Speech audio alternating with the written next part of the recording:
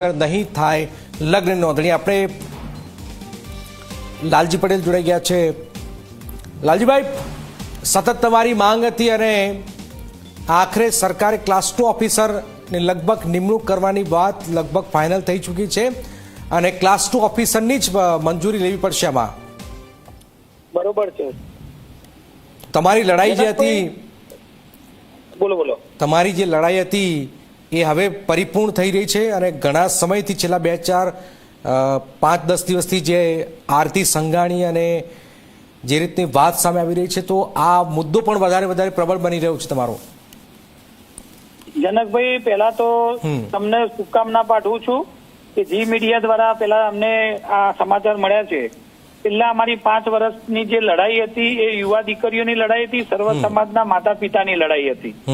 કેમ કે અમારી એ માગણી હતી કે તલાટી કરતા મામલતદાર અથવા કલેક્ટર કક્ષાના વ્યક્તિઓને આ પરમિશન આપવામાં આવે, એટલે જો એ વાત હોય તો એ પણ અભિનંદનને પાત્ર છે અને માતા પિતાને જે નોટિસ મોકલવાની વાત છે એ પણ બહુ અભિનંદનને પાત્ર કહેવાય। તો ખરેખર જો આ રીતે સરકાર કરે તો હું એસપીજી ગ્રુપ વતી સરકારશ્રીને લાખ અભિનંદન આપું છું। પણ આમાં ફરક શું લાલજીભાઈ માનો છો કે ક્લાસ 2 ઓફિસર કરે તલાટી કરે, એમાં ફરક શું તમે માનો છો? એમાં ફરક એવો છે કે પેલા તલાટીઓનું તમે જુઓ તો ગામ કક્ષાએ મોટા ભાગના જે ભાગીને લગ્ન જનકભાઈ થતા હોય છે બધા લગભગ તલાટીઓ હોય છે, ગામ પંચાયતની સત્તામાં હોય છે અને એ લોકો ગામ પંચાયતનું કોઈ ખોટું મંદિર કે કોઈ સાક્ષીઓ ઉભા કરી અને આ રીતે લગ્ન કરવાના કિસ્સા ગુજરાતની અંદર ખૂબ બધા અમે બહાર પાડેલા છે।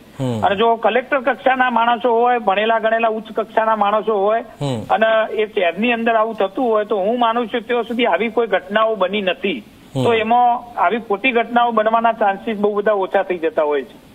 અને તમારી જે માગણી હતી એમાં એક મહત્વપૂર્ણ વાત કે માતા પિતાને પણ 30 દિવસમાં એની જાણકારી મળી જશે, એટલે આ એક ખબર પડી જાય કે અમારા દીકરો દીકરી શું કરી રહ્યો છે એમાં। હા, એ જનકભાઈ એ બહુ મહત્વની વાત છે। આમ શું થતું, કોઈ પણ દીકરી ખોટી રીતે ભાગીને લગ્ન કરી દે અને લગ્ન કર્યા પછી જયારે દીકરા દીકરી પોલીસ સ્ટેશન કે કોર્ટમાં હાજર થાય એટલે માતા પિતાને બોલાવવામાં આવે અને અડધો કલાક કે એવો સમય એમને સમજાવવા માટે આપે, પણ જયારે દીકરી અઠવાડિયું 15 દાડા કે મહિનો ફરીને આવી હોય એટલે છોકરાની કમ્પ્લીટ વાતોમાં આવી ગયેલી હોય, એમાં દીકરી બચાવવાના કોઈ ચાન્સીસ રહેતા નહીં અને દીકરી સમજે પણ નહીં। પણ જો એક ચાન્સ માતા પિતાએ મોટી કરેલી હોય, આટલી 15, 20 વર્ષની મોટી કરેલી હોય દીકરી, તો એ દીકરીને સમજાવવાનો પૂરેપૂરો ચાન્સ પણ મળે અને સાચી ખોટી દીકરાની તપાસ પણ થાય કે ખરેખર જે તે દીકરા જોડે સંબંધ કરવા લગ્ન કરવાની વાત કરે છે તો એ દીકરો શું કરે છે, નિર્વ્યસની છે, એ આર્થિક રીતે કેટલો મજબૂત છે, આ બધું જાણી શકાય, એટલો મોટો ફાયદો થાય આ 30 દિવસમાં। તો તમારી જે માંગણીઓ હતી સરકાર પાસે એ લગભગ એમાંથી કેટલી 50% પૂર્ણ થઈ રહી છે કે હજુ પણ વધારે માંગણી છે તમારી, લાલજીભાઈ? એટલે અમારી માંગણી હતી એમાં 2 માંગણી તો આવી ગઈ, પણ એક તો સાક્ષી તરીકે એવા ખોટા માણસનો દુરુપયોગ કરી અને ખાલી થોડા પૈસાની બાબતમાં જે સાક્ષીઓ સહી કરતા હતા એ લોહીનો સંબંધો એવા વ્યક્તિઓની સહી કરવાની પણ એક માંગણી હતી અને ખોટી રીતે જે લોકો પકડાય એ લોકોને કડકમાં કડક સજા કરવાની માંગણી અમારી હતી।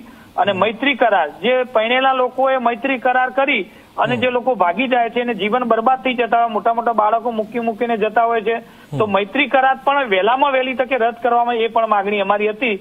પણ જો કે હાલ માંગણી તો અમારી ચાલુ જ રહેશે કારણ કે આ પણ એક બહુ મહત્વનું મૈત્રી કરાર રદ કરવો પણ જરૂરી છે। એટલે બિલકુલ ખૂબ આભાર લાલજીભાઈ એક મોટી લડત લડી છે આ બાબતે અને આખરે મામલો સરકાર સુધી પહોંચ્યો, સરકારને વારંવાર રજૂઆત થઈ હતી અને આખરે હવે આ એક સરકાર આ નિર્ણય પર નિષ્કર્ષ પર નીકળી છે જેમાં ક્લાસ 2 અધિકારીની મંજૂરી વગર નહીં થાય નોંધણી। આ એક મહત્વપૂર્ણ ખબર છે। પ્રેમ લગ્નના જે વિવાદ જે છે વારંવાર, ખાસ કરીને ઉત્તર ગુજરાતની અંદર આપણે તલાટીનો વિડીયો પણ જોયેલો છે કે એને તો જમીનો ક્યાં લઈ લીધી, રાજસ્થાનની અંદર એ વિડીયો પણ સામે આવ્યો હતો। કેટલીક નોંધણીઓ થાય છે, જે રીતે થઈ રહી હતી નોંધણી, અનેક સવાલો થઈ રહ્યા હતા, આ સવાલો જે સરકાર સુધી વાત એસપીજી તરફે તો પહોંચાડી છે અને સમાજે પણ પહોંચાડી અને હવે સરકાર ક્લાસ 2 ઓફિસરની નિમણૂક કરવા